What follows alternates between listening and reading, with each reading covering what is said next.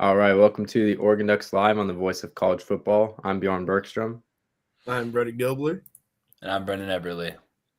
All right, on this show, we're going to be talking about some transfer portal rumors, especially at the quarterback position for the Ducks. They've been floated in some rumors, and so we're just going to break that down. And then we're going to have Brendan break down his 5 players from the 2026 recruiting class for Oregon. All right, you guys ready to get into it? Yeah. Yep. All right. So specifically, 2 guys have been floated as Oregon Duck transfer landing spots: Dylan Raiola and Sam Levitt. If you want to start on Dylan Raiola, Brody, what's your take on that? Yeah, I mean, obviously Dylan Raiola, very talented passer. He has a great arm, a lot of velocity on his balls. He's a little bit limited mobility wise. He's kind of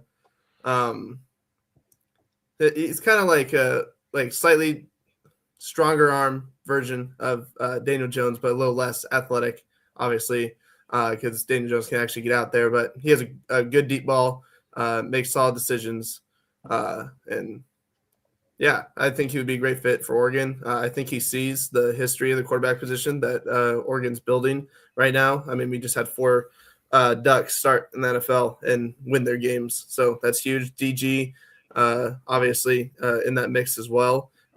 We're consistently right now under Lanning getting quarterbacks drafted higher than they're projected, and we're also getting quarterbacks just improving their draft stock and obviously just seeing huge strides of improvement under Lanning. And I think that Raiola sees that, and I think he can improve his draft stock a lot if he ends up coming here. And I think he should be the number 1 option if Dante leaves for the NFL. Yeah, Brendan, what's your take? I mean, to add on to that, actually, I had heard about Raiola entering the portal probably like about a month ago. There was a lot of buzz around it. And the other thing with him was that apparently Dante still is undecided on whether or not he's going to go to the league or if he's going to stay at Oregon. The rumor is that he's 50-50 right now.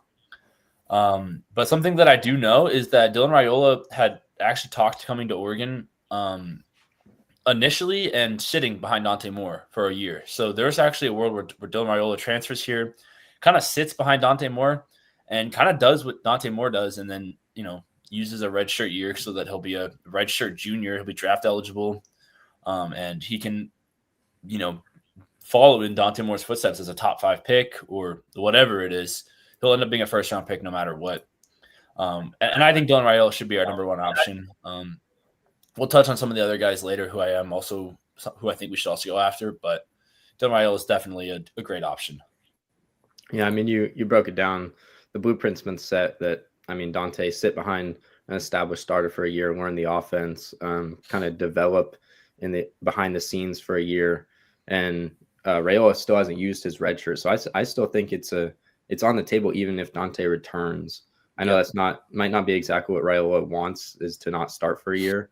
But he's still an unpolished prospect. He had a much better sophomore year than freshman year, but he's not there yet, and he could definitely benefit from sitting behind Dante for a year. Yeah, and that being said, I kind of do want to talk about this. Brendan, I know we've talked about it a little bit, but I don't think that Dante has a shot at coming back. And I know he says he's 50-50 and he loves Oregon, but being a projected top 3 pick, your draft stock's not going to get any higher. There's a lot of quarterback needy teams. There's not a ton of quarterbacks even going into the draft right now. There's a ton of, fence guys that are coming back to college next year.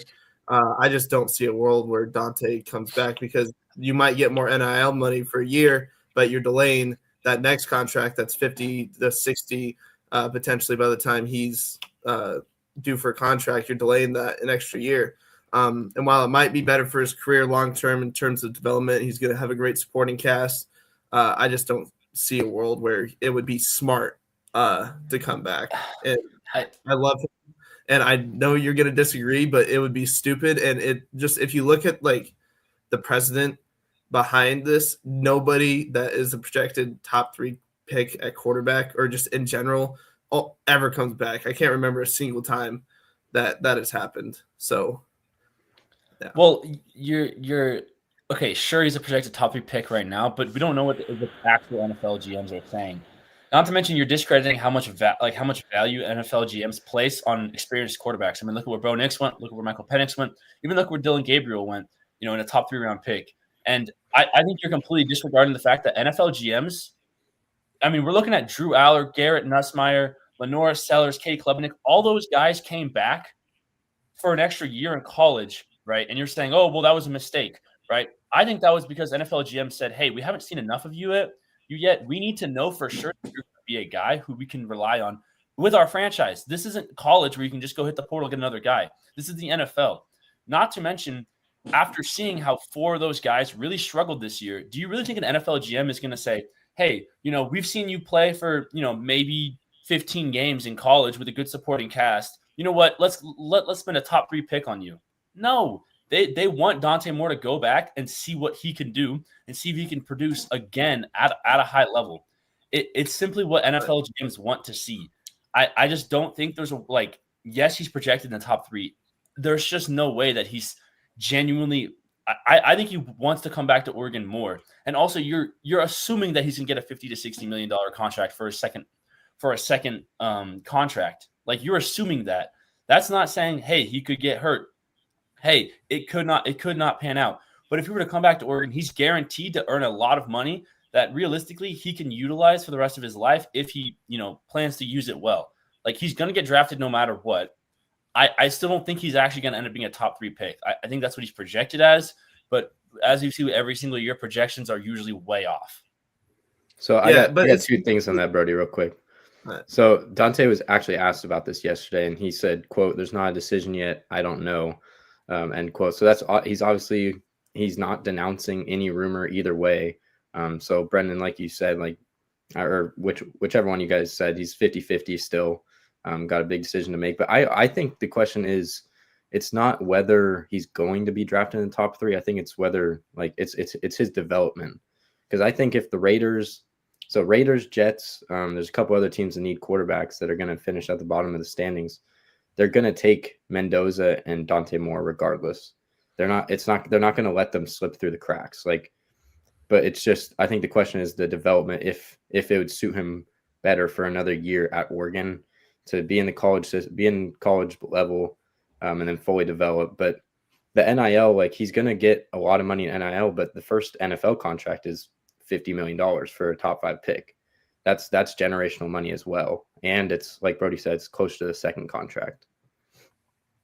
Yeah, I think long-term, we've seen a good correlation between games started and success in the NFL at the quarterback position. But just the thing is, you don't really ever see college kids going back. And Dante is shown that he's different. He's a little bit more mature, and he did come sit a year behind Dylan and was willing to learn. And I think it probably would be better for his long-term development to come back one more year. But that being said, offensive coordinator's gone. And as far as him addressing the rumors, he's going to say that regardless of if he has a decision in his mind or not. And he's just such a talented player. And I think that teams obviously see that, and the general public sees that. And that's why he's projected so high. And you can say, Drew Aller and Kate Klubnik and all these guys, they were projected picks. They were projected late first round or early second round. That's completely different from top 10 projections. They were all projected top 15. They were all projected top 15. Top 15 is completely different than top 5, Brendan. It is a complete different, prospect-wise. Kenny Pickett went 20th. The caliber of quarterback that goes, that differs from Kenny Pickett went 20th 10. Because of how experienced he was. You are not seeing how important experience is. It's the type of draft class that you go in, though. Pickett went high because there were no quarterbacks. Jackson Dart went first round because there's no other quarterbacks. The 2027 class is going to be loaded with quarterbacks. 2026, it's Mendoza and Ty Simpson, maybe Dante Moore, maybe. But that's what I'm saying. But that's what I'm saying is as an NFL GM, why would you not try your hand with a good offensive lineman, a good defensive lineman? We've seen how taking a quarterback to rebuild your franchise has worked in the past. It doesn't. It doesn't. Go look at the Titans. They are still struggling. Cam Ward might be a great quarterback in the NFL, but they struggle. Like, you need to build up your supporting cast. Like, look what the Lions did. You know, they didn't draft a quarterback. They went out, drafted offensive linemen, good defensive linemen, and then they got Jared Goff. You know, they didn't draft him. Like, teams realize these are the blueprints, and you have to realize you're telling me that NFL GMs were not in the ear of Drew Aller and Kay Klubnik and all those guys last year to come back when it was a historically weak draft class? Like, come on. There's no way. And it's going to be the same situation here. Like, somebody's going to go really – like, Tyler Shuck went in the second round last year because of his experience. Like, it's these type of things that you guys are discrediting. And I think Dante Moore would really, really benefit for an extra year at Oregon. Like, he genuinely would. And also, his life is not going to be miserable, you know, if he were to go play for the Raiders or the Jets. Like, his life is going to suck for 2 years until they can figure out how to draft supporting cast. I just think that's so like short. That's like, I just feel like it's really short-sighted because you're saying like these guys are getting drafted because of experience and getting drafted higher because of their experience. But Dante Moore is projected top 5 bare minimum right now. Maybe. Like, I mean, we'll see. How is he going to improve his draft stock? How is an extra year of experience going to improve his draft stock? Like, it's not going to improve it. That's not what I'm saying. It's not about improving his draft stock. It's more about improving like how well he can handle being with bad receivers and being with bad offensive line and being with bad coaching. Like, also, not to mention, losing the OC doesn't really matter. Dante Moore initially decommitted from Oregon because we got Will Stein, and it wasn't Kenny Dillingham anymore. It wasn't because Bo Nix came back. It was because we got Will Stein. So Will Stein has nothing to do with it. Dante Moore is committed to Dan Lanning. If he jumped ship when Will Stein got there, what's to say he's not going to jump ship when Will Stein leaves and another guy comes in? It doesn't matter at that point because Dante Moore's already the established starter. Dante Moore did want to start, and Bo Nix coming back did affect his decision. But the main reason why was because they got a new OC, and as a high school kid, getting a new OC is completely different than already being established as the quarterback. Yeah. Like, the thing is oh, thank you, Alex. Appreciate this. The thing is with Dante Moore already being established as the guy, like, the new OC is going to have to fit his scheme around him rather than, you know, as a high school guy, you're fitting your scheme, like how you play around your OC. So I don't know. I just think there's a good chance that Dante Moore comes back. I think a lot higher of a chance than what you guys are saying. And I think you guys need to realize that it would be in Dante's best interest to come back. Like, if you were in his shoes, what would you do? Right. And we are all Duck fans, and you have to realize he's probably also a Duck fan in a similar way. Like, he works for the program. Like, he wants to go back.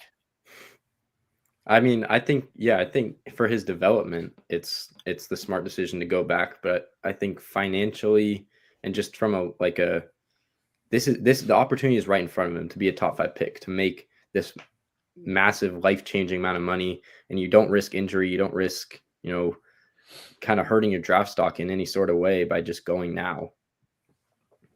Yeah. Well, we'll see. I mean, we'll see.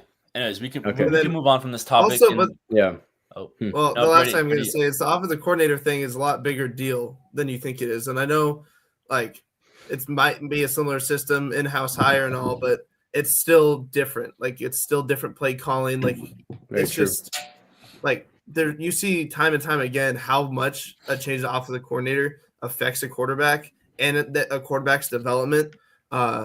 Like, you see it in college, you see it in the NFL. Like, that is a big deal, and I think that's a bigger deal than like you're saying it is. I would agree.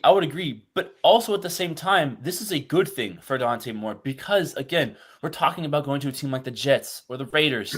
Like, they're going to be changing their offensive coordinator probably 5 times in the next 3 years. Like, they'll probably fire a guy and hire a guy within the same season twice. Like, each of them over. Like, that's just how kind of dysfunctional their organization is. And you got to realize, like, it's probably going to play to Dante's benefit. But also, like, it's a little different at the quarterback position because at the same time, like, yes, the play call is different, but Dante is up there making hot reads. Like, he's up there, making hot routes and, reading a defense and changing the play. Like, I think that they would fully trust him to do that. And an NFL GM wants to see that. Now, listen, Dante Moore will probably go in the top 5. And yes, I agree with the statement that he should go to the draft if he's a top 5 pick. But I actually think there's a world where he's not a top 5 pick. Like, I think that he probably would end up being like a mid first round pick, because I think a team like the Jets or the Raiders, like, they would want to get somebody else. I could be wrong, but it just feels like that's kind of the way that you'd want to go, just because, like, I think next year's draft class is so loaded that say you draft a guy like Dante Moore or Mendoza, and they take you. Mendoza is different because he's been in college for so much longer. He actually has the experience. But say you take a guy like Dante Moore and he leads you to a 7-win season. With how loaded next year's draft class is, you kind of pigeonhole yourself into being mid for the next 20 years. Like, even if he is the guy. Whereas if you take an offensive lineman, defensive lineman, it really benefits you. Now, granted, we're getting into, like, how an NFL team should draft rather than whether or not they should draft Dante Moore. I agree with the statement that Dante Moore should go to the draft if he's a top 5, like, guaranteed top 5 selection. I just don't know if that's going to be the case. Brendan, let me ask you a question real quick. So Dante's at 17 starts, career starts right now. So if the Ducks go to the national championship, that would be 18, 19, 20, 21. He had 21 starts, over 20 starts. And if they win the national championship, he obviously has to play well for that to happen. What do you think his decision should be then? If he wins the Natty, he should go to the draft. 100%, no questions asked, right?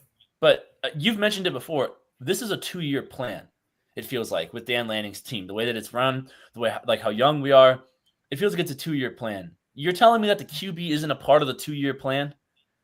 Well, he can be a part of it, but he can still jump ship if it's for sure. For sure, I'm not denying that. But we've talked about in the past how great a culture Dan Lanning has built at the University of Oregon, which is something that hasn't been built anywhere else.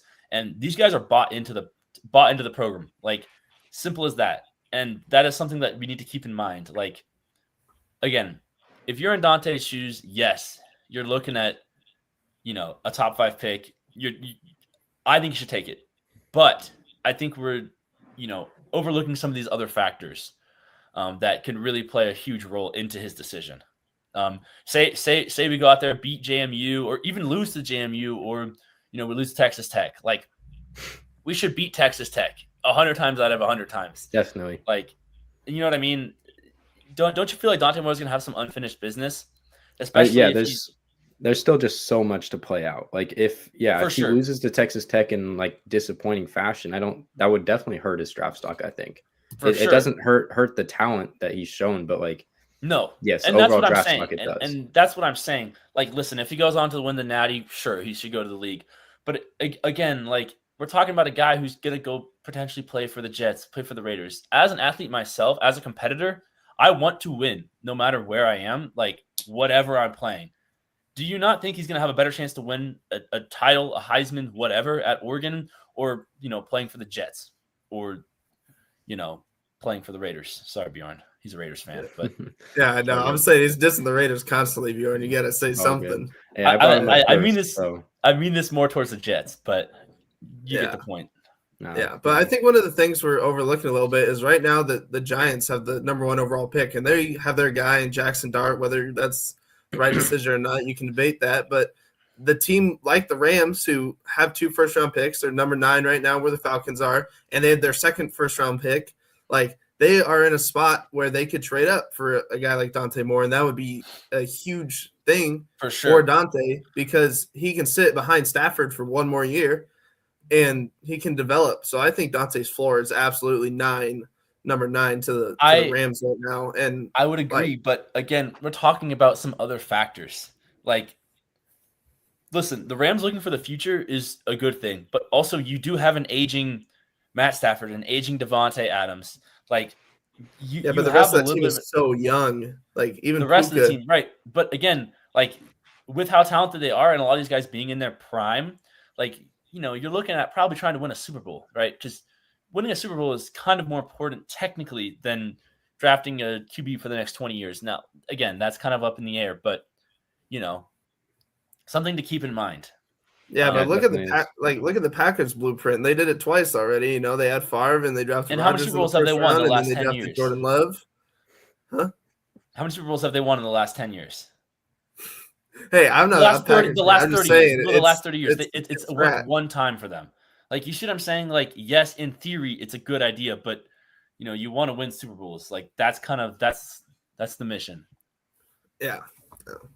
I mean, we can go. Let's move on. Let's move on. We still got to talk about other potential quarterbacks. Yeah. So Sam Leavitt is another one that entered the transfer portal from Arizona State. So he's just a quick background on his football career. He started at Westview High School in Portland. Then during COVID, went to Utah. Then went back to Westview. Then went to Westland, and then went to Michigan State, and then went to Arizona State in the span of 6 years. So 5 different schools in 6 years. Now he's going to make it a sixth school in 7 years. So Brendan, he also no-showed at Arizona State's banquet, which is just questionable decision making. Brendan, what do you make of the Sam Leavitt rumors? I'm not a huge Sam Leavitt fan, but we're talking about also a guy like Dylan Raiola who did transfer multiple times and was committed to multiple different schools in high school. Like, all of these guys in a way are divas, but you have to realize if you're getting recruited, like you're a top high school guy, like you want to go win, like you want to be successful, and whoever's going to, give you the most success. So I don't necessarily blame these guys for moving around a bunch. But again, we're looking at 2 guys that seem to have some character issues, Dylan Raiola included. There's some character issues there with kind of who they are, but we've seen this with Bear Alexander coming to Oregon, and he's coming back, and he posted something on Instagram that was really nice to see. It's kind of just like there's no better program for getting a kid's head on straight than Oregon. Like it's the culture, and we've kind of talked about that quite a bit with Oregon. I don't think Sam Leavitt is as talented as a guy like DJ Lagway or Bryce Underwood or definitely Dylan not Raiola. Yeah. Like I think yes, his talent is good in college, but I think his ceiling is a little bit lower than those guys. Just from what I've seen as a football fan. He also, he had Jordan Tyson out wide. Jordan Tyson's a top 15, top 20 pick in this next draft, and he really struggled once Jordan Tyson went down with injury. And then Leavitt suffered injuries as well. He missed multiple games last year. He missed the end of this season with an injury, so that's another concern. Yeah, I mean, I think the ceiling comment is, some of the common comparisons I see for Sam Leavitt. You got Michael Pratt or Dorian Thompson-Robinson, like DTR, some real heavy hitters, and like he doesn't have the strongest arm. His release is wonky. Like he's just not gonna be, a top NFL round draft pick. And Bjorn, like I think you played against him, like the type of character he is, and I think someone like Raiola can be. I just don't think it is in Sam Leavitt's DNA to be a good person, and I think Raiola like probably can be, like from what I've seen and heard. Like I feel like Leavitt just doesn't fit the culture, and I feel like Raiola could. So yeah, while they're both divas, also, I think one's a lot more diva-y.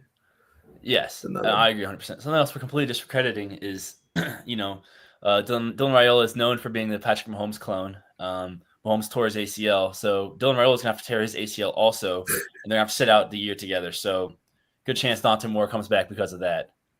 Mm-hmm. No, that's a great point. Okay. Bjorn, are you still alive? Huh? Oh, Bjorn might be dead. Okay. Well, we can talk about DJ Lagway while we're waiting for Bjorn. Yes. Yeah. Oh my gosh. Sorry. All right, can you guys hear me? Yeah, you're good now. My Wi-Fi has gone out twice now, so hopefully it doesn't go out a third time. Sorry, the first time. Do you have anything to say about Sam Leavitt, Bjorn? No, I think we covered it all. Yeah, Okay. So DJ Lagway also entered the portal from Florida. He's a big guy, strong-armed passer, not the most accurate. Also not the most athletic. He's a big-bodied runner, but so he's also on the market. He hasn't no interest from Oregon or rumors has come out, but he's just another great recruit guy out there. Yeah, I like Lagway a lot, but I think he's a year away from being a serious championship level quarterback. I mean, we saw that LSU game, 5 picks. Like some of those, I mean, I think only one of them wasn't really his fault, but there were some bad throws in that game, and that's just something you can't have. I know LSU's defense is good, but that's the type of defenses you're going to be, playing against in the playoffs, and that's what Oregon's goal is next year, obviously, with all this young talent. And I just think Lagway would need to sit a year.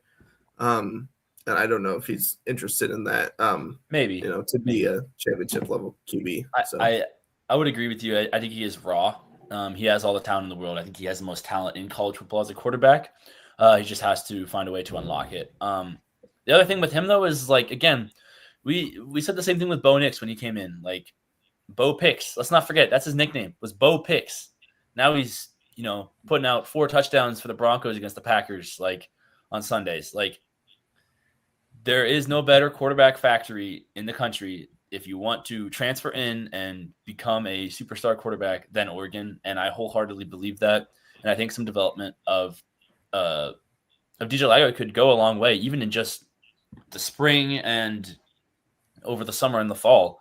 I think that they could get him ready for, a playoff push. But, again, we'll have to see. There's not a ton of rumors circling around him, like Bjorn said, but I do think if you're a premier quarterback in the portal, Oregon will be on your list no matter what.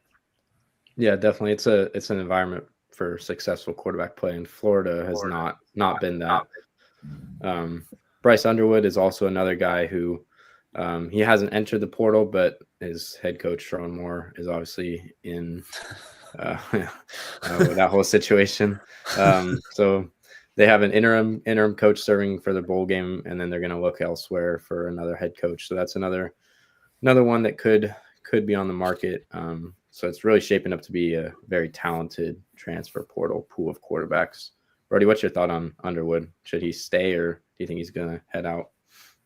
I mean, I would probably go, honestly. I don't really want to be involved in Michigan's cheating scandals. It's like the second one in the last 4 years that it's pretty major in national news. His second team coming out was LSU. I would probably look at Kiffin and being that guy. And obviously, like Brendan said, Oregon quarterback factory right now. I'd look at Oregon too. Those would be my top 2. And I do like Underwood a little bit more than Lagway. I think he could. I just like him a little bit more, just as far as like the way he goes about the game and his play style. I think I'd be comfortable with him starting next year. But I think he would look at LSU or Michigan over Oregon. Yeah, he's another guy who I think he could benefit from sitting a year behind Dante Moore or an established starter. Yeah. Because he's, true freshman. He had a good year, but it was up and down for sure. He had great performances. Almost threw for 10 touchdowns. Yeah. That's a big step. Hey, for Wolverine's quarterback. Like that before. For Wolverine's quarterback, that's huge. Still better than JJ McCarthy. So. But yeah, he's super talented. He could, in the right situation and with more development, he obviously has all the talent in the world to make that happen. Yeah. And then Drew Mestamaker is another one. He entered the portal from North Texas. He was the leader in passing yards this year. His head coach is going to Oklahoma State, so there's speculation that he'll follow him, but hasn't been reported officially yet. Is that of any interest to Oregon, Brendan? I don't think so. I think Dan would stay away from him just because we've kind of seen how the Group of 5 has translated to the power conference. Unless it's JMU, which that JMU roster with Kurt Signetti, that's a little bit of a different situation. But all those guys have really thrived. But I think we'll stay away from him. I think him going to the Big 12 and playing for a team like Oklahoma State would be a phenomenal move for him and could get him drafted very highly. We love his talent. He's a very, very talented quarterback. The game does just move a little bit quicker, and part of being a high-level Division I athlete and going from Group of 5 to power conference is just the speed of the game. That's really it. Like all these guys can do what the other guys can do, but the speed of the game, the amount of time that you have, all those things kind of adjust.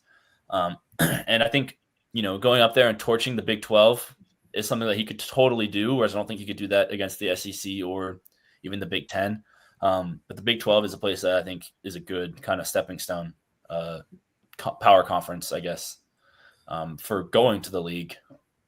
Yeah, but I mean, you've seen some success stories like Shedeur Sanders and more recently Trinidad Chambliss, coming from East Valley Institute of Mississippi East Texas Tech or whatever D2 or FCS team. Like, you've seen them go to Colorado or Ole Miss and find instant success. So I do think that Big 12 probably would be a little bit better just for his draft stock and his development. And he's, same system, same coach. But I mean, I wouldn't hate it if we just randomly decided to try to go after him. I don't think off his arm talent alone. I think worth he's further noting away from. He's a redshirt freshman, so he's already used his red shirt. So that's another thing that could factor in if Dante does stay. Yeah, and it just feels like he's further away from being a true playoff caliber quarterback than a guy like even DJ Lagway or Bryce Underwood. I just think that those guys, are just more raw, whereas it feels like he's a little bit more polished for his skill level and he led the country in passing yards. I mean, like there's nothing about that says raw. Like, he played on a great team as well and torched defenses all year. But so are you saying that his ceiling isn't as high as like others may think? Yes. I think people I think he's like very, very talented, and it could very well be a first round pick, but I think his ceiling is a little bit lower than people are saying. Also, the other thing with like mentioning Shedeur Sanders and Trinidad Chambliss is still a raw quarterback. He's going to go to LSU next year, probably. He's not going to declare for the draft.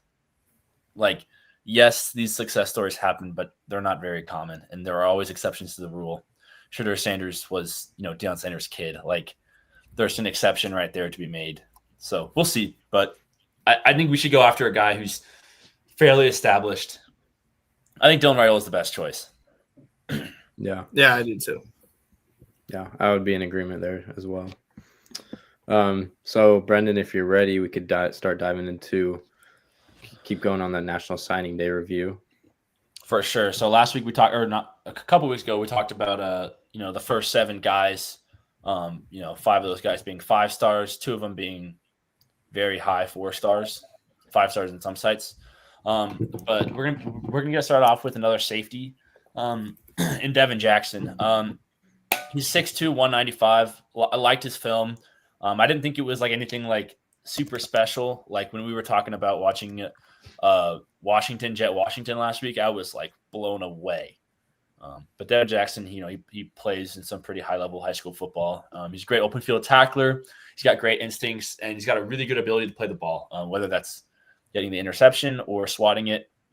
He was a pass breakup machine as a safety, which is what you love to see. And he's a solid run defender, nothing elite, but he's good. He's got, good ability to track down the ball in the air. And it kind of reminded me, my player comp for him is Javon Holland. I think Javon Holland was a similar size of player, and he was a ball hawk. And Javon Holland has been great in the NFL. He was phenomenal at Oregon. Loved Javon Holland. And it feels like Devin Jackson is going to be very similar to him. I think his start date probably won't be until he's a sophomore or junior. When it comes to these safeties, it's harder to be ready to go as a freshman versus as an older guy. I mean, we see it with, bringing in Dylan Thieneman and all these other guys. Like, safety is one of those positions where it's better to have some experience than bring them in. But again, you can always develop as a young safety and be good.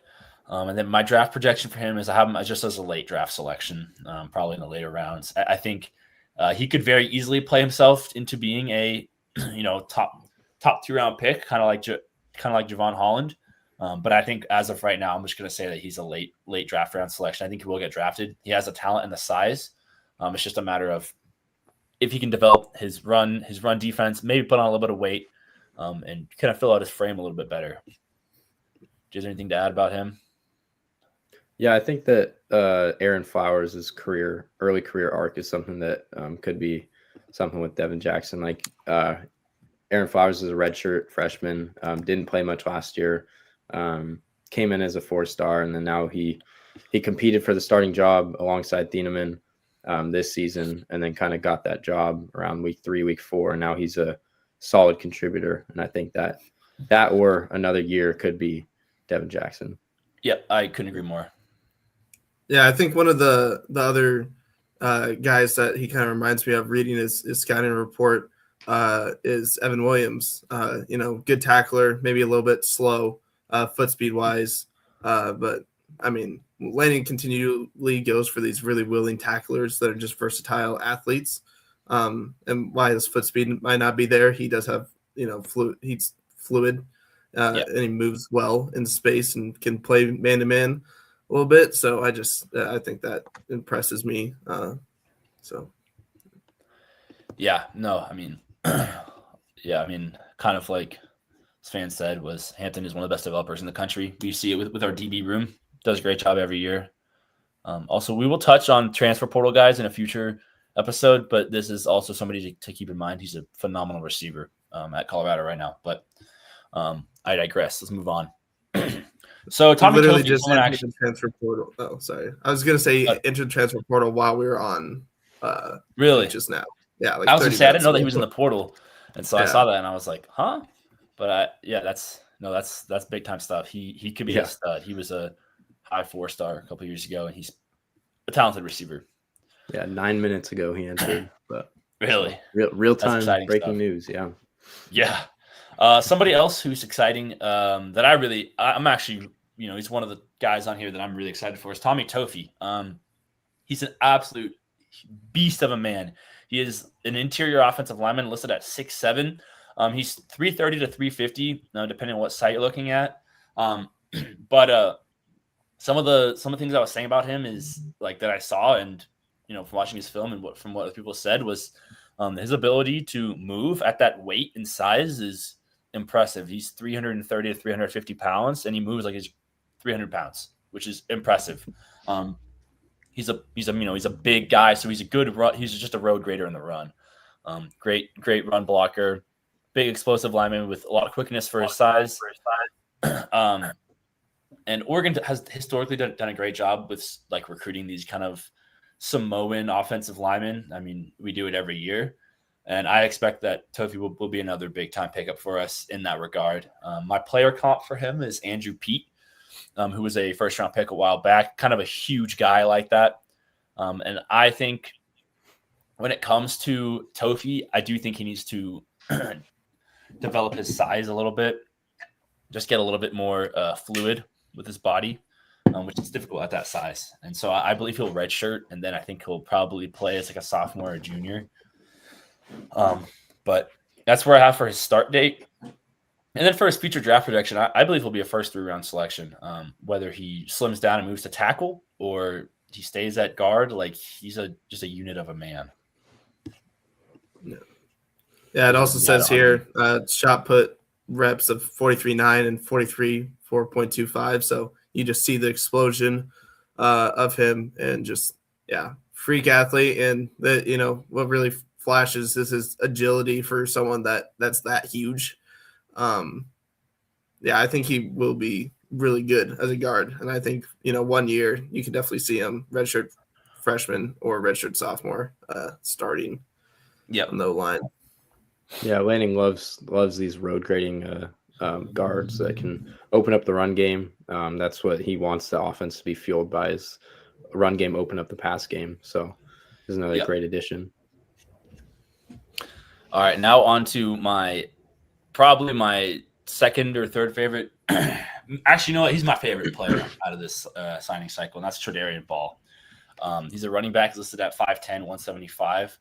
He's listed as a running back, but he plays slot receiver also. So he's a extremely versatile player, which we talked about kind of in the past was sorry, the theme of this class was just versatility. And there's nobody that's more versatile than him. He's explosive, very explosive, great hands, good contact balance. Like, this dude does it all. I saw him hurdling dudes. Like, he's a duck when he's out there hurdling corners. But I think he'll get some touches as a freshman just because he plays slot receiver and he's a running back. Like we do that a lot with De'Aaron Hill. And our running back room is just so loaded with talent that it's going to be hard for him to find the field, but I think he will as a freshman. And he'll see some significant playing time as a sophomore and as a junior. My draft projection for him is a first 3-round pick. Yeah, I really liked him as well. They said, he had a 10.51 100-meter dash. So, I mean, that's some speed at the running back position that you don't normally see. And he actually out-received. He had more receiving yards than rushing yards this last year in high school, which is crazy. You really like to see that versatility. It's a fun piece to use. And it really opens up everything because if you have a legitimate threat, out wide, there's mismatches that you can see on linebackers. You can more easily disguise or see what coverage they're trying to disguise, like with motions and shifts. And it's just like a weapon like that can really be used in creative ways. So, yeah, and we've seen the true freshmen at the skill positions play a lot more. It's a lot more likely for a true freshman at skill position to play than the lineman. So that's something to watch. And I also think he could be used in the return game. We're losing Noah Whittington, who's the kick returner, and then Gary Bryant and Malik Benson are the punt returners. So that spot's wide open. I know Dak Moore is going to contend for that, but I think Bell also could. I mean, we also have some other freshmen that are, burners like that, like Jalen Bott. But the kick return is going to be exciting at Oregon. It always is, but it'll be very exciting. And also, my player comp for him is Tajay Spears, the NFL running back who gets a lot of receptions. Same kind of vibe from him. All right. Messiah Hampton, that's our other receiver that we got in this class, or I guess a second of the 3 receivers that we got. Messiah Hampton, wide receiver, 6'1", 180. Bigger frame, which is kind of good to see. And his player comp, I said Brandon Ayuk, just because he's not like elite at anything, but he's got good control of his frame, fast, elusive player. And then he can produce after the catch. Not his main skill set, though. And then he gets open on all 3 levels of the field, which is important. I think he'll redshirt. I don't know when he'll start. I really don't, but I think that he'll redshirt and then he'll have a big time role on the team. But I think his future draft projection is kind of a late round selection. Yeah, we've seen with the receivers just this year that it doesn't necessarily mean a ton if they're starting. It's just because they rotate all these receivers, and Dante's one of the best quarterbacks I've ever seen at just distributing the wealth. He doesn't target one guy. However much Will Stein or whoever's the next OC is going to try to force feed the ball to whether it's Kenyon Sadiq, DeCorian Moore, Dante just distributes the ball extremely well. Yeah. I think this is another guy similar to Gary Bryant that you could just see as a punt returner way later in his career if he gets to the redshirt senior level at Oregon. He has a couple special team scores, but he still needs to develop his top end speed a little bit. 11.24 in the 100-meter dash. So I could definitely see it, but I don't think he's going to be fine for time in year 1, but he could definitely develop into something just because of the short area burst that he shows. Yeah, and I think something that's important is his ability to get open at all levels of the field. But yeah, I think he still needs to develop quite a bit. And then the last guy that I'm going to be talking about is a 4-star linebacker, Braylon Hodge, 6'3", 212 pounds. I actually really enjoyed watching his film. He's got very powerful hands. He's an elite tackler and an elite run defender. When I say elite, he's elite at these things. He needs to put on some more size in order to start at the next level, right away. But he's very aggressive towards the ball. He will go get you the football. He'll go make a tackle. He's slippery, just really strong hands. That's one of the main things I noticed was he just was able to like just blow through guys with just his hands. And the player comp for him is, again, like he's a very versatile guy, which again, I'm going to touch on it constantly. I'm going to keep beating the dead horse, but this class is just all about versatility. My player comp for him is he's like a linebacker version of Jeremy Chin.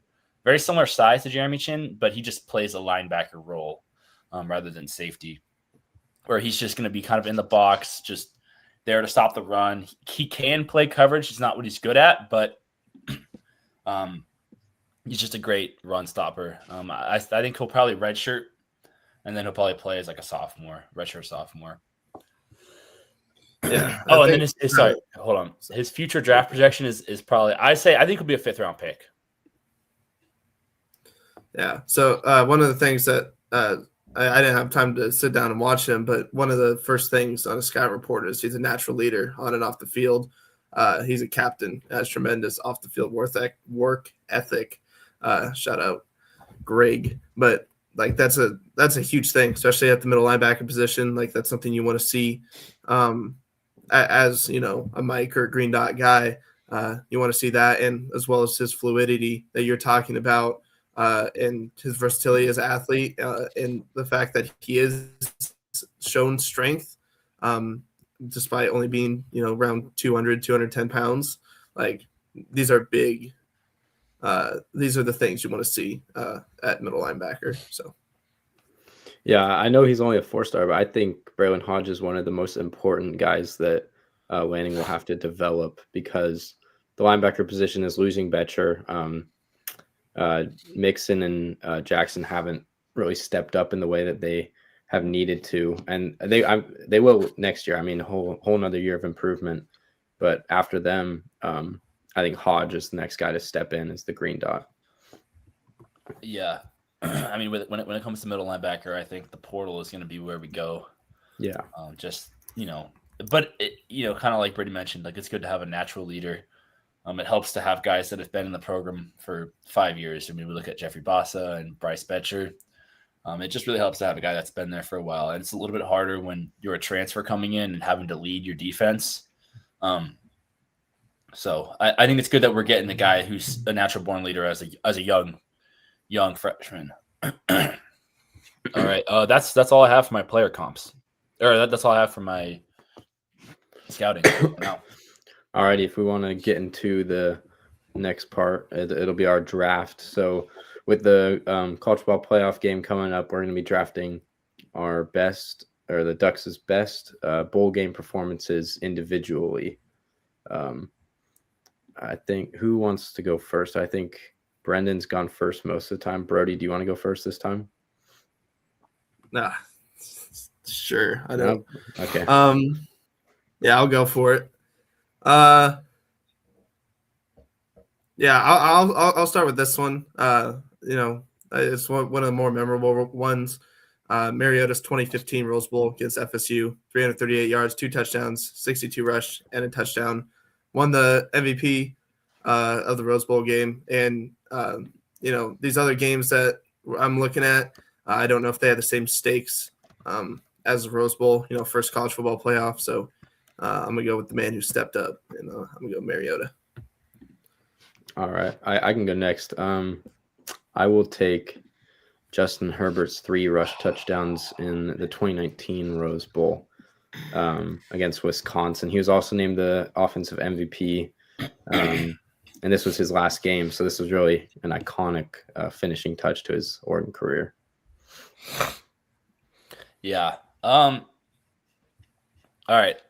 I mean, I guess I have 2 picks in a row, but you know what? Give me Jonathan Stewart in 2007 Sun Bowl, 253 rush yards on 23 carries with 1 touchdown. I mean, good Lord, that is a phenomenal showing. That's just, not a high stakes game, but got to shout out Jonathan Stewart, one of the greatest Oregon running backs of all time. It feels like we're always going offensive, so I'm gonna go with kind of an OG poll. This happened before I was even born, but in the 2002 Fiesta Bowl, I'm taking Steve Smith, who had 3 interceptions in 1 game. I mean, he played with Joey Harrington, so he was a part of a good offense, but 3 interceptions is pretty impressive in one game. So I'm going to take Steve Smith for my, second pick. Solid pick. I'm going to go with Kenyon Barner in the Fiesta Bowl against Kansas State. He had 30 carries for 143 yards. Also had 24 receiving yards and a touchdown. Just showing off his versatility and being the bell cow with 30 carries. Blowout win. Statement victory. So I'll go with Kenyon Barner right there. Yeah, I think for my last one, basically almost for one play, but I'm going to go 2013 DeAnthony Thomas Fiesta Bowl. He had that kickoff return to start the game in 12 seconds. You just felt like, as an Oregon fan, we were winning that game as soon as that happened. He ended the game with 195 all-purpose yards and 2 touchdowns. So just electric. Missed DeAnthony Thomas. Wanted to shout him out there. So sweet. Yeah. So vote in the comments who you think is the best team. I think I got it, but we'll see. All right. I think that's all we got for today's show. Thank you for listening to the Oregon Ducks Live podcast on the Voice of College Football. Have a good day.